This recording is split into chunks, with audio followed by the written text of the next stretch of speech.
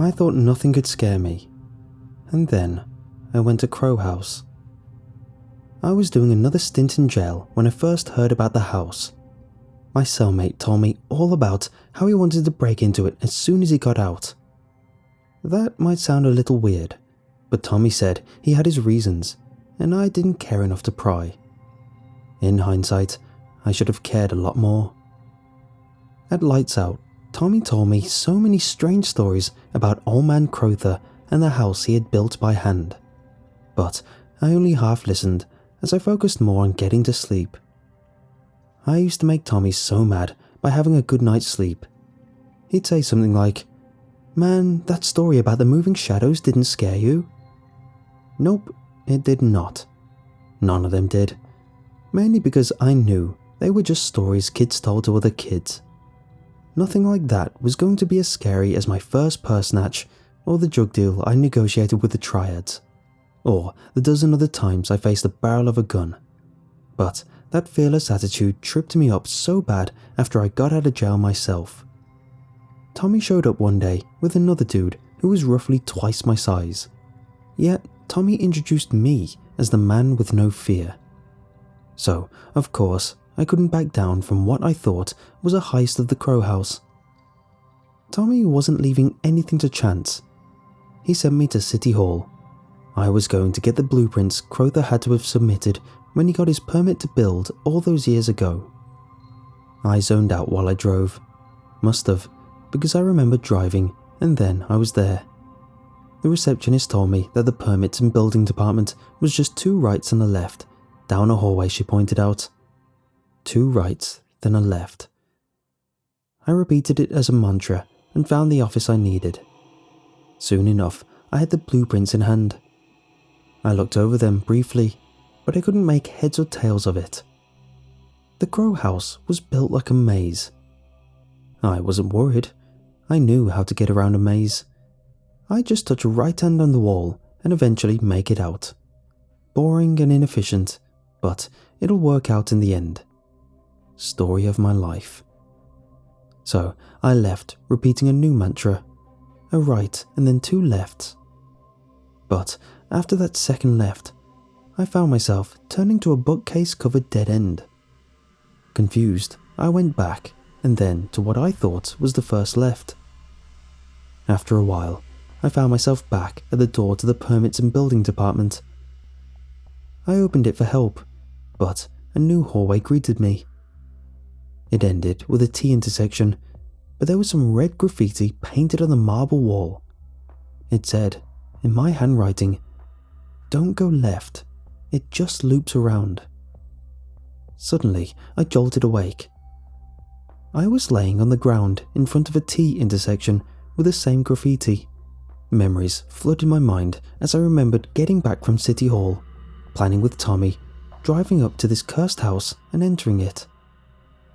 A day ago. Sorry for the theatrics, but I needed you to understand what this house does to people. It's not just a confusing layout, it actively tries to mess with you. I thought it was some gas leak disorienting us at first, but the things I've seen and felt and killed, they couldn't all be figments of my imagination. For a while, we stayed focused and even quickly found Crowther in the living room. It looked like he had been dead for several months, just rotting in a chair in front of his television. We prodded his skeletal remains, and their presence actually emboldened us to take our time exploring the nearby rooms. There wasn't much worth stealing. We knew that coming in, to only expect the money that Tommy was giving us. Regardless of what we found, he had already paid us $300 each and would pay us another $500 after the job. Apparently, 4 girls had gone missing when Tommy had lived on this block. He was obsessed with proving that Crowther was behind the disappearances.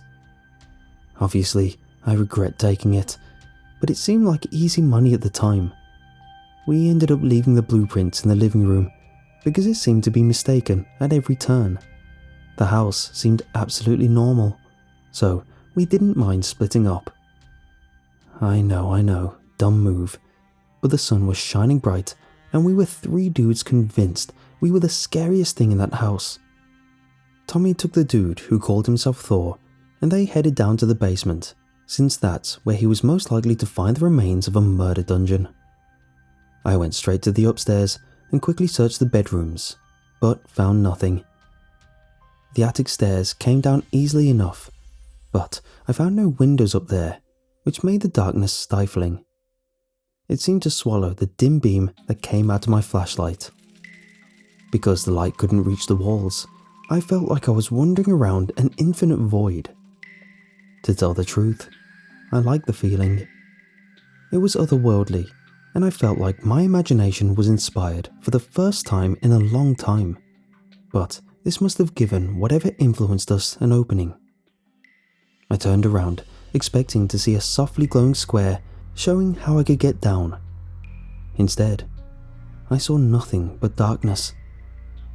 I panicked for the first time then, running towards where I thought the door would be. Instead, my body fell through the floor with a tremendous crash. My fall was broken by a bed below, which wasn't as lucky as it sounds, since my ankles painfully smacked the wooden footboard. I laid, expecting the house to come alive with angry yells about what a moron I was. Instead, it remained silent outside. After I confirmed neither ankle was broken, I left the room and found myself in the upstairs hallway, still with the attic stairs pulled down, but it now seemed twice as long and accommodated twice the rooms. I went straight for the stairs, but walking down them just led me to another hallway full of rooms. I wandered around and opened doors, but only found more hallways behind them. Turning around showed a similar sight of more rooms where the stairs used to be. At first, I thought my fall had messed me up more than I thought, but no matter how far I walked or how much I rested, nothing got better. I didn't understand it. I didn't need to. I just went into survival mode and forced myself to stay calm. I touched the right-hand wall of the next hallway I entered and walked as fast as my sore ankles would handle. I ignored the flickering lights. I didn't turn to see what was going on with the shadows in the corner of my eyes. I wasn't going to be distracted from my goal of getting out of this place. I called for help at regular intervals, but never heard from the rest of my crew. Instead, I eventually found myself looping back around and out to the first hallway. That's the problem with the right-hand trick. It doesn't work if you started out with a disjointed wall. That's when I started tagging the environment with the spray paint I carried. We had intended on spraying "murderer" over the front door as we left, but all those plans were dead to me. I thought I made some progress, but this was a large maze, so I ended up eating the few snacks I carried and taking a nap. That nap led to the crazy, realistic dreams I had. Since the graffiti warned against going left, I went right. A right and then two lefts. I had found myself repeating the mantra from my dream. With nothing left to lose, I followed it, and the second left led to a room. The kitchen. I ran over to the fridge and opened it wide. Yeah, that wasn't my brightest move. To be fair, I was starving. I wasn't thinking of how everything in there would be spoiled if the owner had been dead for half a year. Worse, there was way more meat than there should have been. Just plate after plate filled with rotting meat. I recoiled from the sight and smell of it all. But that's when I saw them.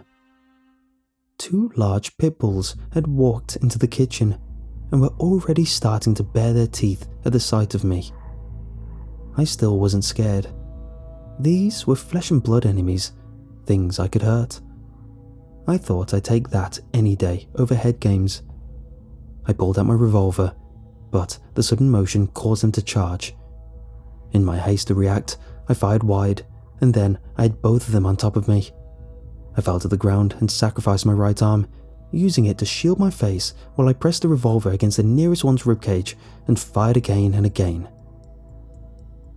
I saw the pantry door open, and Tommy peeked out. I screamed at him to help me, but he actually asked, "Me? Are you talking to me?"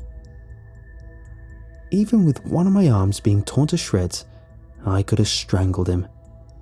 I put the revolver against the head of the dog that was still ripping and tearing the flesh and muscle from me. The pain was unimaginable.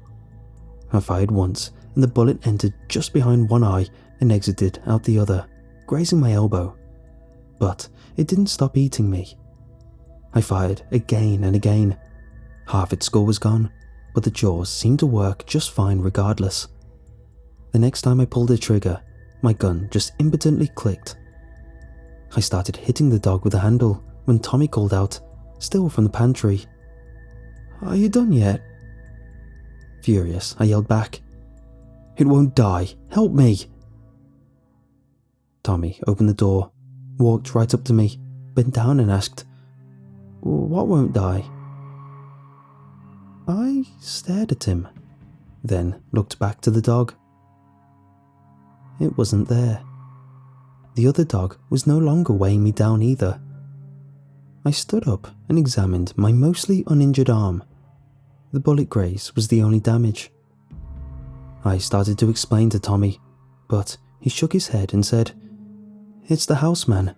It's been nothing but insanity since Thor and I entered the basement." Tommy started to tell me where Thor was, what was left of him, but I stopped him. I told him that it didn't matter right now. We just needed to focus on getting out. He tried to tell me, "No, you don't understand. We found the girls, man. We found them." As dispassionately as I could, I told him, "No, don't tell me what happened, because it's only what you think happened. When we get out of here, Thor could be alive, and it could turn out the girls were never here. Whatever you hear, see, or smell does not matter. I thought those dogs were real, and I wasted all my rounds. We're going to get through this by being smart and careful from here on out." I didn't tell Tommy that I was only half sure that he himself was real. It wouldn't have helped anything.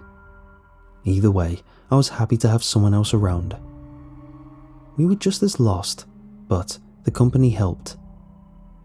The kitchen door opened to a library with a long mirrored wall on the other side. I ignored it and instructed Tommy to do the same, even though, when we had come in, I thought I saw our reflections doing everything we did, but with the wrong hand. I was steadfast in my desire to not let the house fool me again. I knew the tropes. I'd seen hundreds of horror movies. Maybe this was just gas, maybe ghosts, but I'd figured that whatever was going on, we could only be hurt by ourselves, which meant that if I just kept my head down and stepped carefully, we'd make it out eventually. And then we reached the dark room, seemingly randomly. We just opened a closet door and I found that eerie black void again. Somehow I found this comforting, since it was one of the first oddities I had noticed about the house. Maybe it would be one of the last. But we had to get through it either way. Tommy and I, such tough, strong ex-cons we were, started to hold hands. It was dark enough that I could never see all of Tommy at one time. I swept my flashlight over him several times in that dark room, just to make sure it was his hand I was holding. Then my light briefly illuminated movement behind Tommy. I didn't explain. I just pulled him along faster. But while I looked behind, something caught Tommy's eye from the front and he yelled at me to look out. I snapped my head forward and saw that our light was finally reaching a wall. We had found the end of the attic. I was fully prepared to knock down a wall and drop 2 or 3 stories to the ground to get out of here, but Tommy pointed up. My light followed the direction his finger pointed, but it struggled with the darkness in the air. Still, I could make out that there was something hiding in the corner of the attic. The upper corner, where the walls met the ceiling. Something big. It started to walk down the wall. The details were hard to make out, but I counted 8 legs. That's all I needed to know, and started attacking the wall with all my might. I slid the metal in between the wooden planks and pulled them out slowly. Tommy tried to warn me that the spider was closer. I looked up and could see that it appeared to grow more, smaller legs, but it was only a little closer. Shaking my head, I just told Tommy to quit worrying and help me get out of here. He asked me, "Man, does anything scare you?" I just grunted in reply, but really had felt like the house had thrown me a softball. I've never had a problem with spiders before. I get not liking something small crawling all over you, but making it a giant spider removed any fears I might have had. And then the next strike against the wall produced a thick stream of sunlight. I tore into it greedily, right as the thing above fell down, right next to Tommy. I turned around to tell him not to worry, that the spider wasn't real, but all the words left me. Standing behind us were 4 girls. They were all pretty, wearing white nightgowns, and seemed to have their heads fused together at the scalp. They were permanently in a crab position, with their backs towards the floor and only their feet touching the ground. Their arms flopped around as they moved in sync towards Tommy. All 4 girls were sobbing. I didn't wait to see what else they could do. I was terrified. I launched myself at the small hole I had made and squeezed myself out of that house like I was the last bit of toothpaste from a tube. After I popped out, a spray of blood followed. Quarts of the stuff. I tumbled from the roof and my vision was disoriented from the rapid changing direction of my head, the blood in my eyes, and the bright light that seemed to blind me even when my eyes were closed. It didn't matter. I couldn't stop myself if I tried. I fell from roof to eaves to another lower floor, and then again until it felt like I was falling down a flight of stairs, until I hit the bottom and realized I had been falling down a flight of stairs. I was still inside the house. My despair was short-lived since I also realized I was next to the living room. I crossed it to get to the front door. I only slowed to pause before Mr. Crowther's corpse. I didn't know what he did, how much of this insanity was because of the house, him, or whatever, but I still wished I had bullets in my gun because I would love to drill him in between the eyes.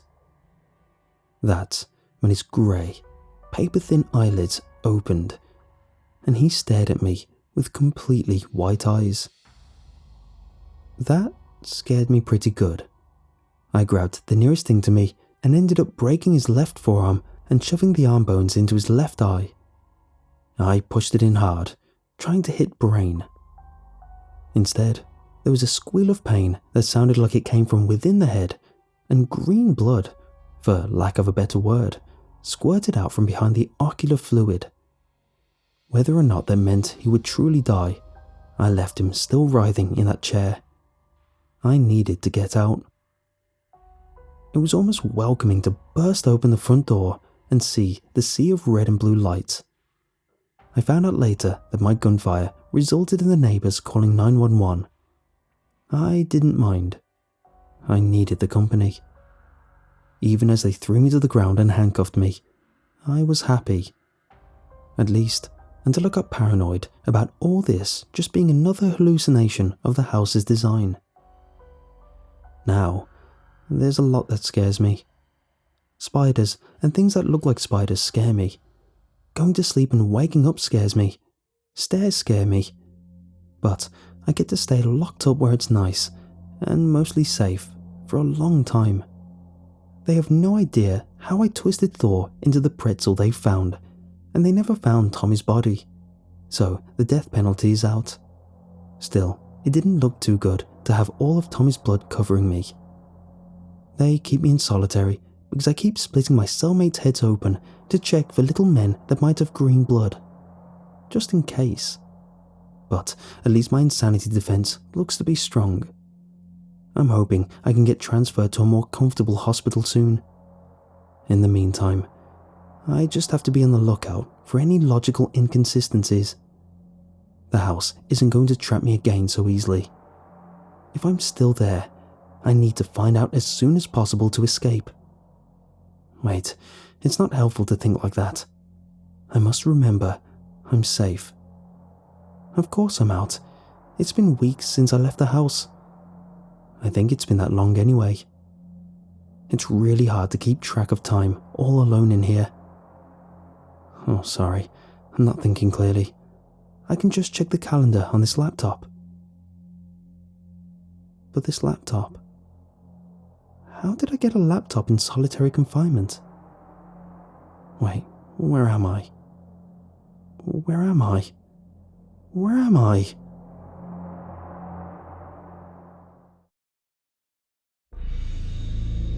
I actually cleaned up my act a lot. My memory's still fuzzy on how I got a hold of a contraband laptop, but the guards took it away as soon as I made all that fuss. Anyway, I got a great public defender who was able to save me from the murder charges and even the breaking and entering of the old Crow house. He truthfully argued that we were in there because of a reasonable suspicion of a foul play, and we had rightfully searched the place for survivors after finding Mr. Crowther dead in the living room. It helped that none of the prosecutor's experts could agree as to how exactly Thor died, and they never found Tommy's body. I was still convicted of the assault after I'd been imprisoned, but I took a plea deal and just got 5 years probation, the majority of which I would spend at Oregon State Hospital. Of course, nice as my lawyer was, I never fully trusted him. I had made a sort of peace with the thought that I may have still been trapped in the Crow house. Its illusions and spectres looked, felt, and even smelled real. I can still remember the pain of feeling a dog ripping the flesh off of my arm, so it took a good year before I felt like I could relax.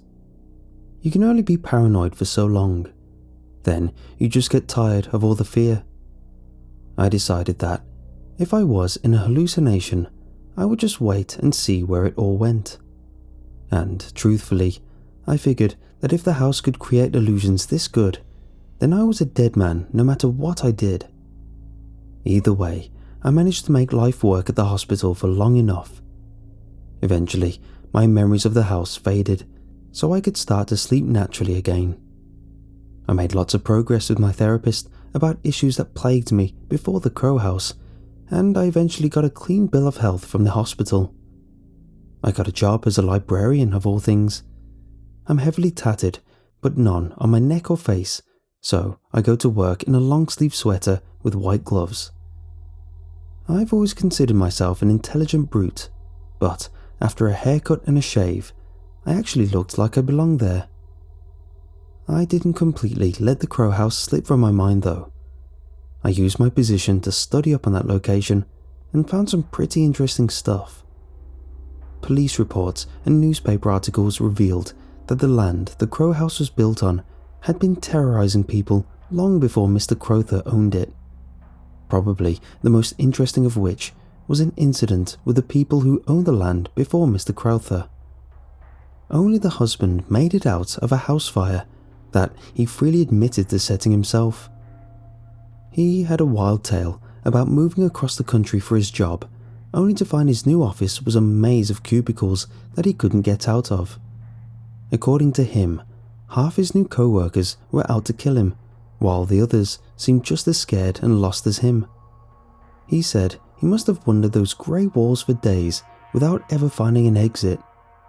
Instead, he finally managed to find a lighter and set the nearest cubicle ablaze. Of course, he was only trying to get the firefighters to come and rescue, but it was only when the fire had spread too far to stop that he suddenly realized he was standing outside his own home. The rest of his family had been asleep and unable to escape. 3 days after his arrest, he had hung himself in jail. Just like I almost did. The fire cleared a way for Mr. Crowther to buy the land and build the monstrosity of a house that I had been trapped in. While they didn't have as much trouble as I did, it still took the police weeks before they officially cleared the house of the 4 bodies. Oh yeah, that's also why I managed to get off so light. Besides Thor and Mr. Crowther's body, they also came across the bodies of a couple in the basement. They had both died of heart attacks and were found sitting in the corner, holding each other tight. The couple had died long before Mr. Crowther, and it helped paint him in a bad light, even though there wasn't enough evidence to definitely say what had happened to them. All this news made me feel simultaneously more and less sane. I clearly wasn't the problem going into the house, but I couldn't shake the feeling that I was forever corrupted by it, even if I really did escape.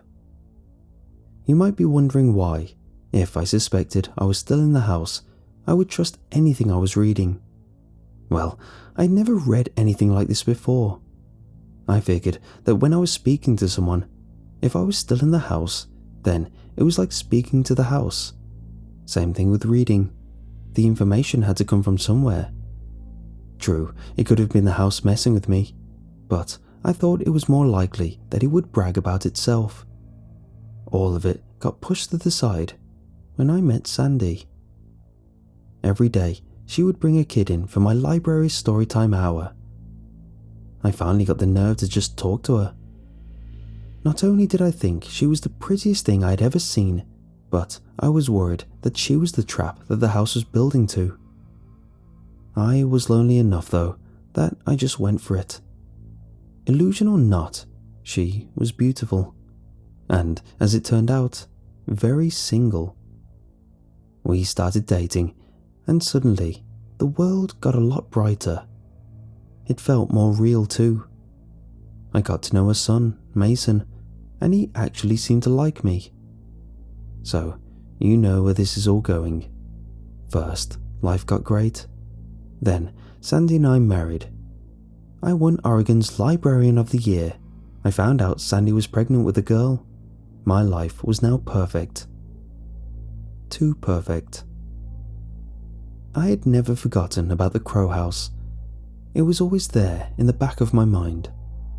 When I got angry at Sandy and maybe took it a bit too far, she always forgave me. Too easily. Mason was too good a kid. My work too easy for too much money. I tried to ignore the feeling in the pit of my stomach, and it was easy at first. I guess I really didn't want Sandy to be fictional. But then a new book, to me, was returned to the library. A history of a tribe that is split from Modoc Native Americans that used to live around here. I started reading it to figure out which shelf it needed to be returned to. Just after the first page were two maps to where this tribe used to live. One was what the land looked like at the time they occupied the area. The other was the same image, but with a current map overlaid on top of it. The second map clearly showed me the Crow House right next to the tribe's main camp. After seeing that, whether or not I was still in the house, I felt like this book was a message for me. So I kept reading. The tribe called themselves Dinega Maglax, which roughly translated to the Sun-Setting People. They were a sort of cult that had been ostracized from the larger tribe for their beliefs. Basically, they thought the world was going to end soon.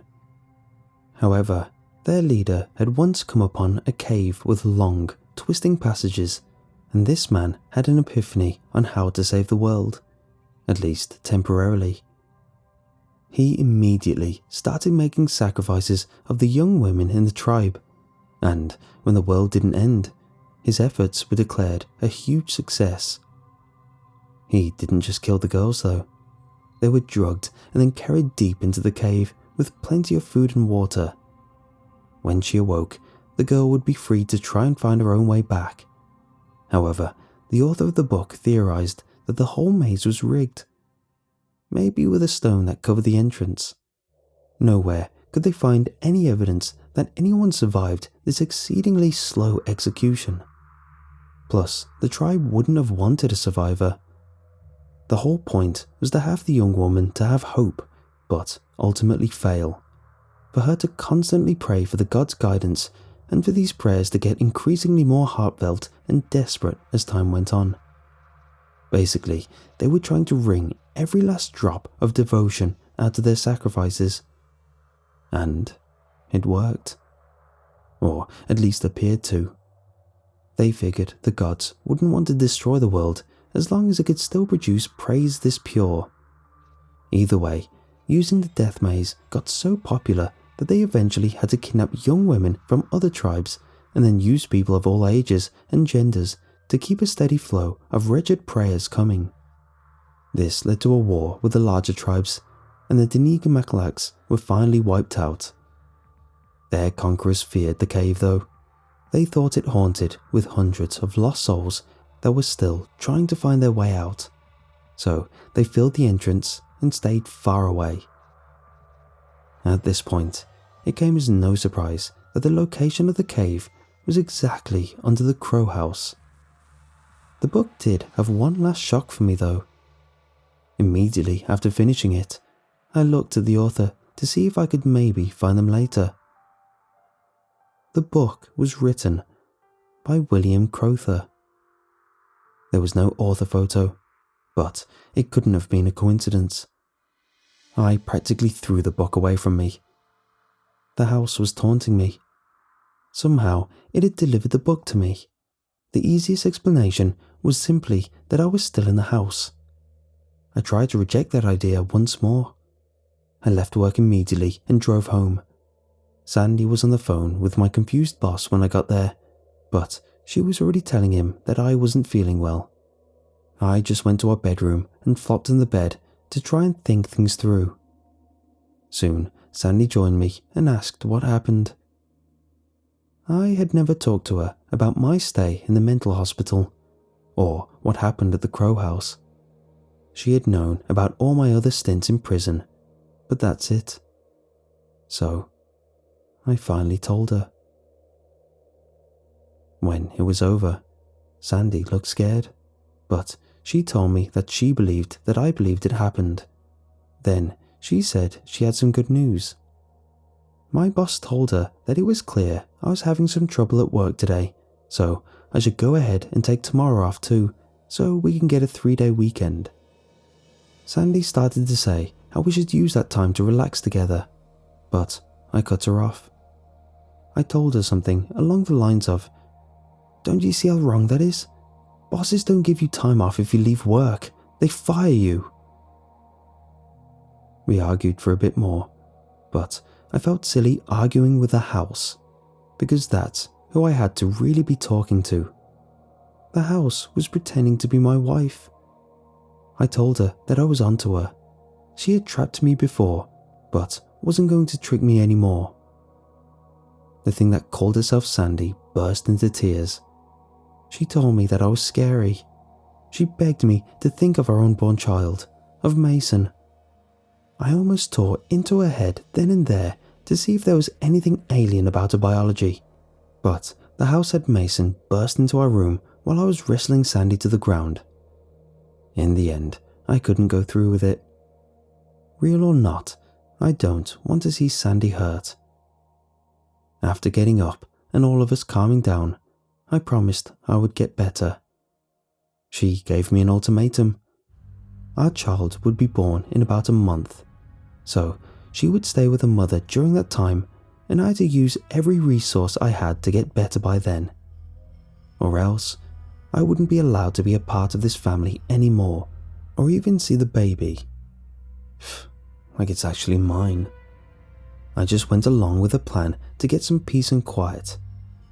I tried to think of a way I could escape, for real this time. I finally decided I would visit my father. We have a complicated relationship. The house wouldn't be able to accurately portray my father given how repressed my own memories of him were. I showed up at his apartment with no warning. I knocked.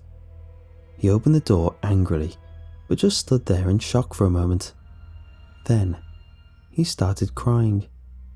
He sobbed while telling me how sorry he was and how many regrets he had. This wasn't my father. My father couldn't go 5 minutes without hitting me. This was the house, just trying to show me what I wanted again. I pushed him. He balled his hand up into a fist, and for a second I thought I saw the man who raised me again.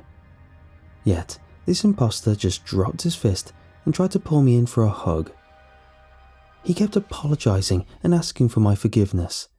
He tried to tell me that he had changed a lot over the last 20 years, probably because the house knew it wasn't fooling me. It had come up with some excuse. I almost believed it. Almost. Instead, I knocked my old man to the ground and pulled my hammer from my waistband. I cracked open his head and searched for anything alien living inside. While I didn't find any, I wasn't sure how this worked. The only thing I was sure of was the bloody mess on the floor wasn't Dad. Not that it mattered to the police. After all, they were just a house too. So was the judge. That's why he was still lenient. He just put me back in the hospital again, this time for life. This house is good at mind games. It's not revealing the charade until it thinks I've let my guard down again. For whatever reason, it decided to let me have a laptop again. In universe, they told me that communicating with others would help me with my delusions. Once again, I'm playing along, but only until Mike, the orderly, stops paying attention. Recounting everything that's happened has just been to keep my hands realistically moving over the keyboard. I know there's no one really out there. It's really taking forever, but Mike can just keep watching me typing merrily along. Eventually, he'll take a break, and that's when I'll finally escape this house. I don't need long, just 5 minutes or so. Probably less than that, since I already used my spare sheets to make the noose last night. I'm escaping for real this time.